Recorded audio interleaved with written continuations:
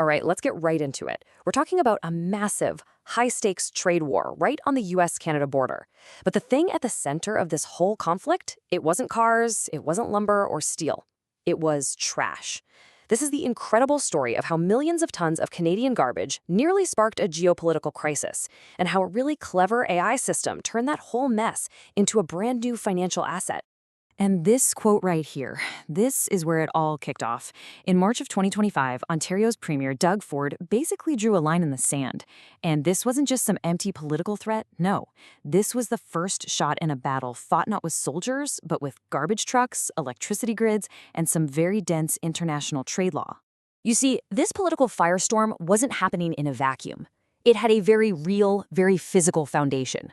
This huge, daily river of waste flowing from Ontario straight down into its neighbor, Michigan.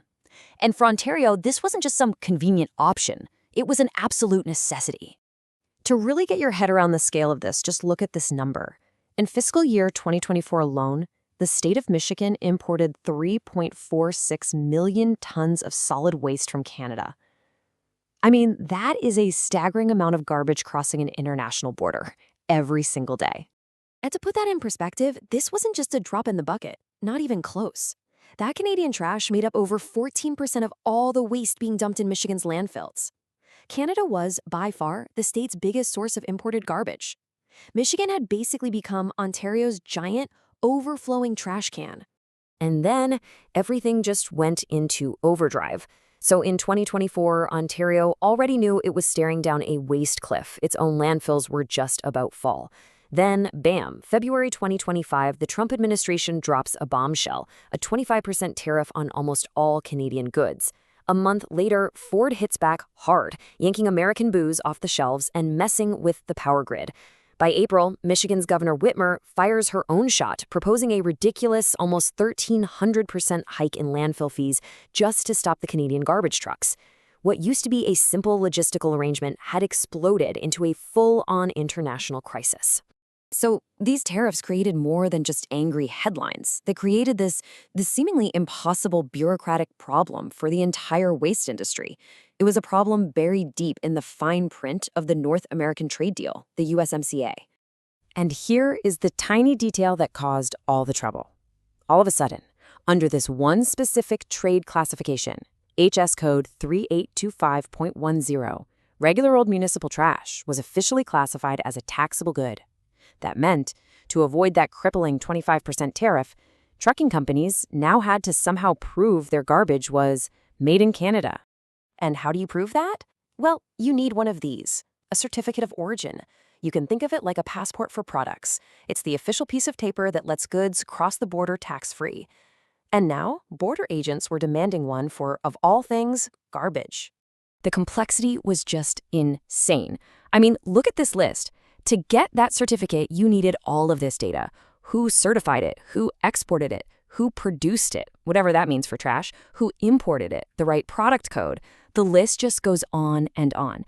It was a complete and total logistical nightmare.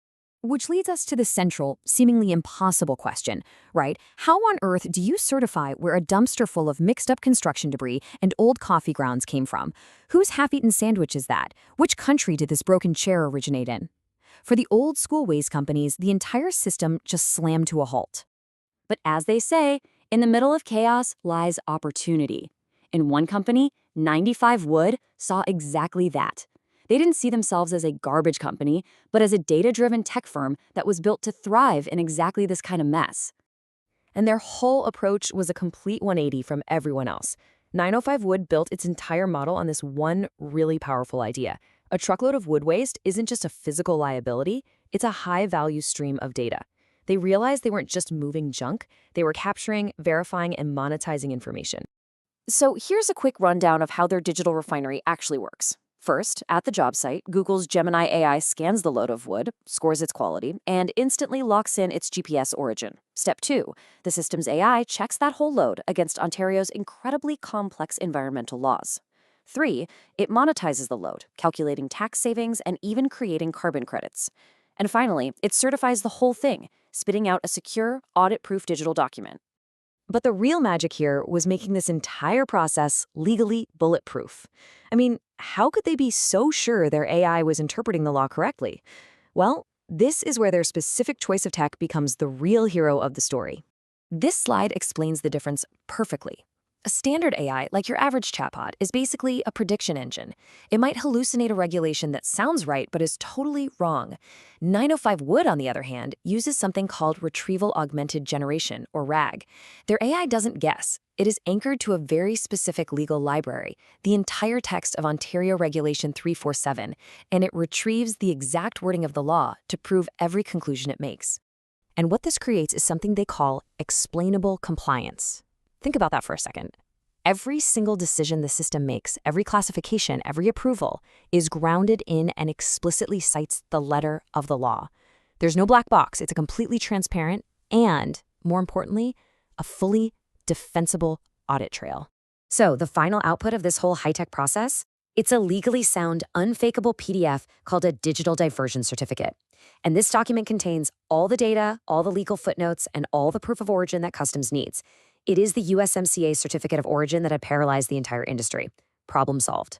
So, by solving this impossible compliance problem, 905 Wood didn't just survive the trade war. They unlocked an entirely new and very profitable business model. They had literally turned a geopolitical weapon into a financial instrument. Take a look at this.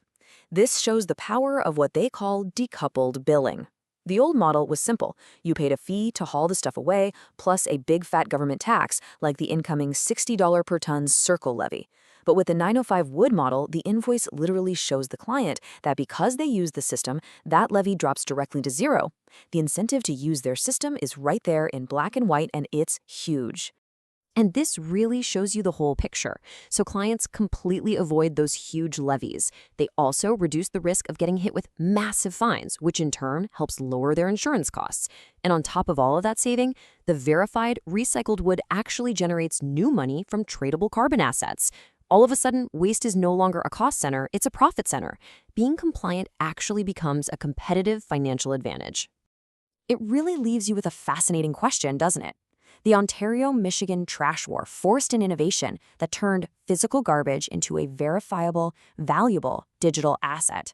So, as we look ahead, you just have to wonder, if this combination of AI, law, and logistics can refine trash, what other complex, wasteful liabilities in our economy are just waiting to be refined into assets?